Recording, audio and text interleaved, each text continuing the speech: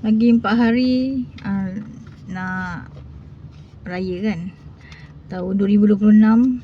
Aku ada duit 200 je untuk setakat ni.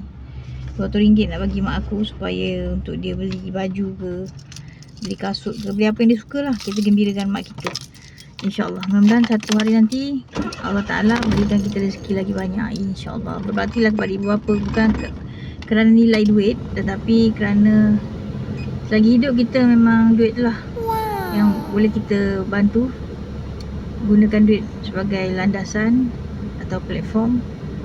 Masa sekarang duit masih perlu lagi untuk kehidupan, jadi kita gunakanlah duit tu untuk keperluan yang penting. Untuk mak kita contohnya, macam saya kan, raya tahun ni kita gunakan duit yang ada Allah bagi ni, rezeki halal ni, untuk bantu mak kita. Sekurang-kurangnya 200, walaupun tak banyak, 200 kan. Itu ingat tak masa minta dengan mak, bagi kat mak duit, mak kata 100. Kata kalau dapat 200, betul dapat 200.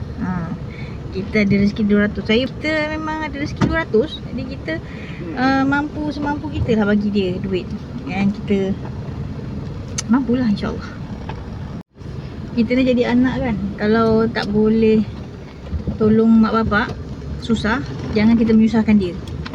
Tapi kalau kita boleh tolong dia, apalah salahnya, betul tak?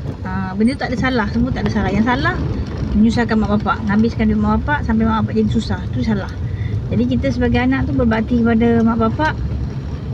Kalau kita rasa kita ada duit tu, kita berbaktilah pada dia. InsyaAllah.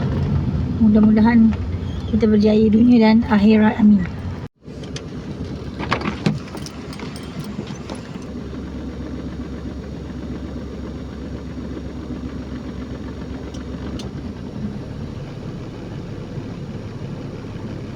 Hari ni Ada 200. dapat 200. Ni.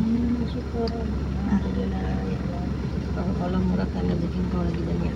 Murahkan, Banyakkan rezeki. limpahkan mak, jangan murah. Nanti murah semua. Limpahkan ya Allah, banyak rezeki CP, Amin. anak-anak aku semua yang lain pun mudah-mudahan dia dapat. Tak